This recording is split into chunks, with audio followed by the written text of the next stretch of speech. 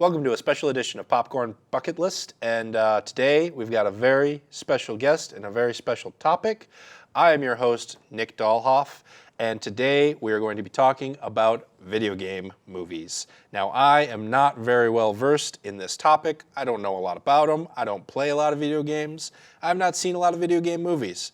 So, to help me out on this journey, to my left, very special friend of the show, Mr. Kyle Cox.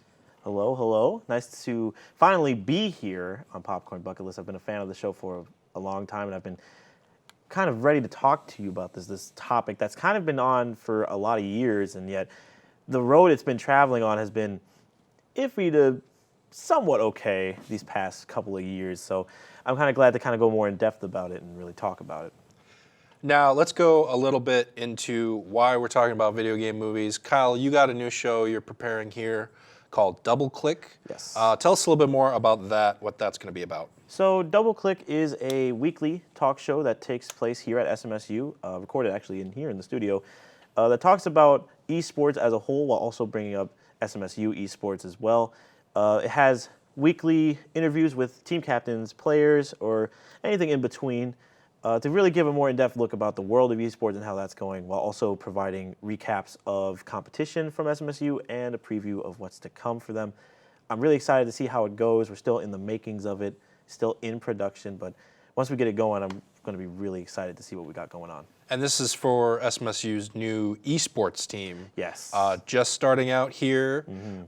Couldn't have picked a better time, really, to start an esports team. This was a plan that they started a long time before a lot of sports, unfortunately, have run into some roadblocks. Yeah. So it really has hit kind of a perfect time to start that up. Yeah, this is definitely prime opportunities for the esports team to finally get that going. And I'm really excited because I heard about it last year, and I was like, okay, if we can get this going, if we can get the wheels turning, this is definitely going to be a big thing for us.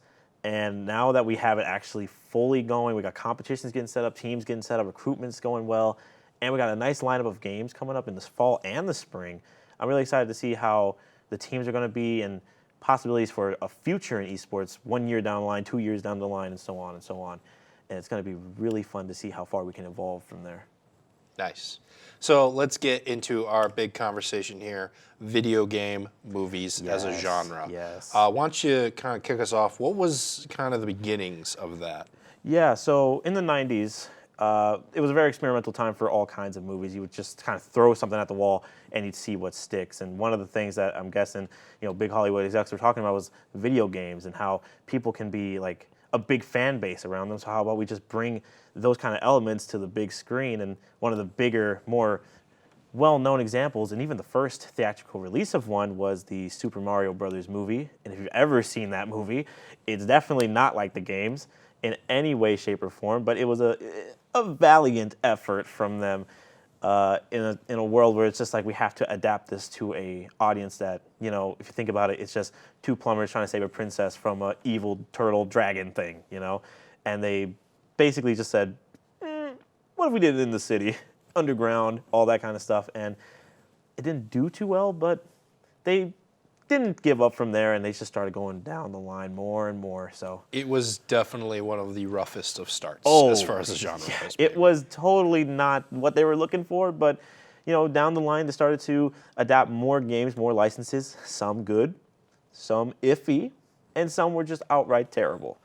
Let's talk about some of those. Let's do a top 5 here. We haven't done a top 5 here on Popcorn Bucket List in quite some time, so I'm looking forward to this. For those of you who are maybe new to the show, just as a quick reminder, how we kind of do these top 5s as far as best reviewed movies is we take the Rotten Tomatoes score, we take the critic score, as well as the audience score, and we average it out. That way we kind of see both sides of the argument and see what truly a top 5 is. So let's take a quick look at the top 5 best reviewed video game movies. Let's run all 5 down here.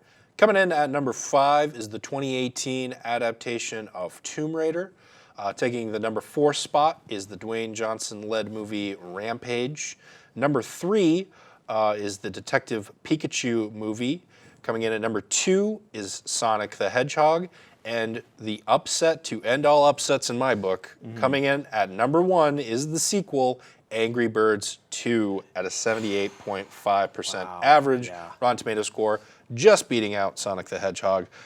I gotta be honest, I saw that kind of up there on the list, and I had to double check all the sources Yeah, here, it is. just from what I heard from that first movie, how that No, was yeah, I totally received. understand because, like a movie like Angry Birds, it's such a simplistic plot where it's just birds getting flung across a tower to a tower of pigs and stuff, and they turn it into a movie, and not just one movie, they turn it into 2 movies, and apparently that's the more critically It acclaimed. got better with age. Yeah, like a fine Somehow. wine, like it's interesting to me to see that. But looking at this top 5 again, one thing that really strikes me is a lot of times when we do these top 5s for monthly movies that have just come out, a list that starts with a 5th place at a 53%, which isn't the best score. It's not the Yeah. worst score you can Yeah, to get, have but it's top really not 5, great. yeah. But with your number ones not even cracking the 80 percentiles, It's a little iffy. in a month to my month sense, that's one thing. But we're looking at a whole genre Yeah. that has spanned over 30 years, roughly, Yeah. give or take. And this is not the best. I'm going to be blunt. It's technically the best of the best. Yeah. Because and that's just where it comes down to people's interest in these video game movies and how most movies that we've seen that have been based on video games either take a very simplistic game and inject more plot into it, which just makes this completely like out of the blue and like, why are you making a movie about that?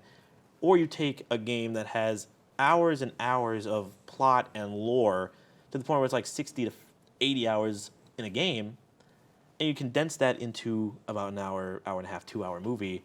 It doesn't do it justice, while you're also taking control from the player who was playing the game, now just looks at their character on screen. It just kind of gives you that lack of, like, this isn't even a game anymore, and it's also just not what I wanted. And that really kind of sucks. Yeah. Last point I'd like to make here is, again, we mentioned this has kind of been spanning over 30 years, Yeah. since the early 90s, like you mentioned Yeah. with Mario's. But this top 5, these are all movies that have come out within roughly the last 2 to 3 years. I believe both Rampage and Tomb Raider came out in 2018.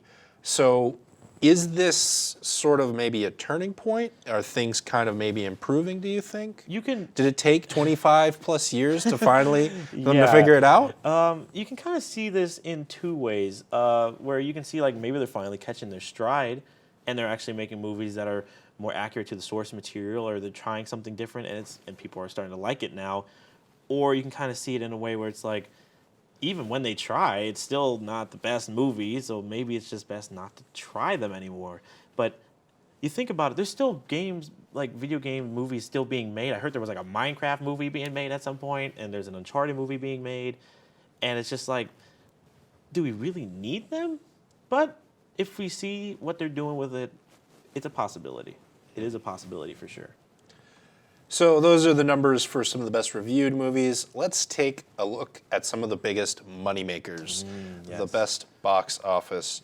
Let's look at the top 5 here for that. Again, we're taking just the domestic numbers because when you start including international worldwide markets, certain movies come out at different times internationally. Sometimes they don't come out in certain areas. So just to kind of make it simple where it's an even playing field, a best way to compare all the movies, we're looking solely at the domestic numbers.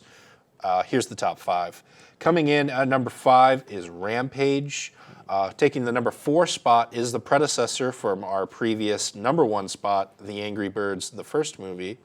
Coming at number 3 is the 2001 adaptation of Tomb Raider. Coming in at the 2nd spot is Detective Pikachu. And taking that number 1 spot, it's one of the more recent video game movies that have ever come out, Sonic the Hedgehog. Now, again, with a few outliers, the 2001 Tomb Raider being one of them, once again, we see a lot of these recency movies coming out here. It's actually interesting to me that Angry Birds 2 is the most critically acclaimed movie, but it isn't like domestically successful. Angry Birds 1 is, though. And that's interesting to me where it comes to preference, where it comes to relativity. Angry Birds 1 was around the time Angry Birds was still like going strong in a sense. So having that movie come out, it was like, okay, yeah, it makes sense. Angry Birds still coming out with games and stuff like that, and Angry Birds 2 comes out. It's like it's not bad, but a little late. And you mentioned Tomb Raider.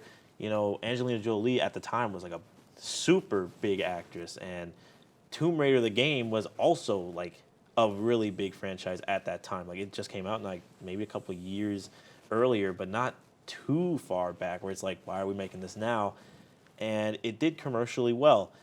Now the second movies that came out, those were iffy, but they still did what they did. Angelina did her best. I mean, she played a good Lara Croft, and of course that was preference and relativity at the time. And even with Sonic, like it's at a point where people are kind of listening to the fans because it was because of the fans they changed the appearance of Sonic, and maybe it was because of that people watched it more and people like tend to like it more now because of the fact that they listened and they changed things. So it really comes down to, what do you prefer? What do you like in a game that you would like to see in a movie? And if we change anything, what would be bad and what would be good? Mm. And I will say, one possibility they didn't show up for Angry Birds 2 as much is Angry Birds 1's Rotten Tomato score, just for reference, was a 43% critic score and a 46% audience score. Yeah. Now, when I do these averages, it's not very often that the audience and critic score agree this much. So it was pretty universally not liked. Yeah, with that said, let's get into what are some of the best ones in your opinion. Now, once again, like I said before, I have not seen a lot of video game movies, so I don't really have much for recommends. Right. But with this recommend portion of the show, we want to make sure that you out there get a little bit more video game movie adaptations into your life. So Kyle, I believe you were talking to me. You had 3 you would like to recommend to our audience out there. Why don't you tell us what those are? Oh yeah, so number 1, like the one movie that you probably need to watch as soon as possible for me, like I think it's probably one of the best video game movies. It's Mortal Kombat. Now, you may be thinking, Mortal Kombat, that game's kind of gruesome, kind of violent, it's a little bit too much, too little rated R, and you're like, well, actually it's not. The movie is like campier. Yes, there's fighting and everything, but they kind of tone it down to a point where it's like, I can watch this, and there's like iconic lines in there, and it's just almost like pop culture. Like the theme song of the movie absolutely slaps. Like it's a really good soundtrack to me. I really like it. The movie had some elements that were like, that's a little weird, but okay. And for one of the first video game movies to come out, because it was like the 4th one that theatrically released back in the 90s. To have that come out and actually do decently was that little sliver of hope of maybe these video game movies might actually be good. Then they released the second one, and well, that hope died down. That kind of died immediately. Really quickly. Yeah, it hit a fatality real quick, So my second movie, and this one is kind of polarizing because it didn't do well in anything. It was actually kind of bad. People really did not like this movie, and it's the Doom movie. And in Doom, at the time, Doom 3 came out, so they had this story of Doom 3, the video game. The video game, yes, to clarify. And I can just imagine the pitch meeting right now. So imagine, if you will, Nick, you're like the big Hollywood exec, and I'm the director of this movie. Okay. I come in, I have my board, and I just say this: The Rock, Carl Urban, Mars Demons. That's it. And the whole movie is just them on Mars fighting demons, and then at the end, you have Carl Urban fighting The Rock. It's just really, it's like action horror, but it's not like, this isn't even that scary. It's just turn my brain off and watch. But it's also just there's some homages to Doom in there that are just that's cool, but not exactly great. But I still think it's a so bad it's good kind of movie where you just have to be suspend my disbelief, and a little Easter egg that I've just completely uncovered not too long ago, but one of the actors in that movie is also the director of Bohemian Rhapsody and Rocketman, which completely was He tried the video game movie thing. I can do a lot better with biopics. I think biopics are my cup of tea. They're way more profitable. Yeah. No, and it's so interesting to me that a lot of in that movie, just a lot of stuff was happening. And finally, and this is also, kind of one that I just kind of thought up on the fly because I was like 2, 3, yeah, 3 movies will work. But it's actually the Street Fighter movie for me, mainly because like the Mortal Kombat movie, at the same time it came out, it had a decent plot. There were some weird things though, like Jean-Claude Van Damme, who is, I'm pretty confident, isn't like fully American, playing an all-American, patriotic soldier. And there was some like really campy stuff in that movie that I'm just like, yes, yes, this is good. It's on that line of like, it's okay because it's a Jean-Claude Van Damme movie, and his movies are always like, it's just going to be a lot of twists, kicks, and fighting, so I can get past that. But it's also like, this isn't Street Fighter. What am I watching? This is just another Jean-Claude Van Damme movie. But overall, like, it's still that campiness. There's some iconic lines in that too. Overall, it didn't get critically acclaimed like all the other movies, but I would still recommend it just to have that nice, as I said before, turn off your brain, just watch it as it is, and you will enjoy the movie to the fullest, regardless. Nice. So those are 3 recommends there for you to check out. 3 video game adaptations to kind of start to widen the knowledge of video game movies. Those are 3 I'm going to check out just to kind of start out here. And, well, that's going to do it for us here on this special edition of Popcorn Bucket List. I would like to thank my guest, Kyle Cox, for joining me here today. Yeah, my pleasure. Be sure to keep an eye out for his new show, Double Click, and be sure to check out some of the future broadcasts for SMSU and their new esports team. I got a little taste of that. I got to see a little bit of it. It sounds and looks pretty interesting, I think. I'm looking at esports in a whole new way, really. I'm so excited. Again, if you are watching this on YouTube, be sure to drop a comment of some of your own recommendations for your favorite video game movies, and even leave a comment of some of your favorite video games in general. Yeah. See what kind of ones people are talking about. For myself and Kyle Cox, we'd like to thank you all, and we'll see you at the movies.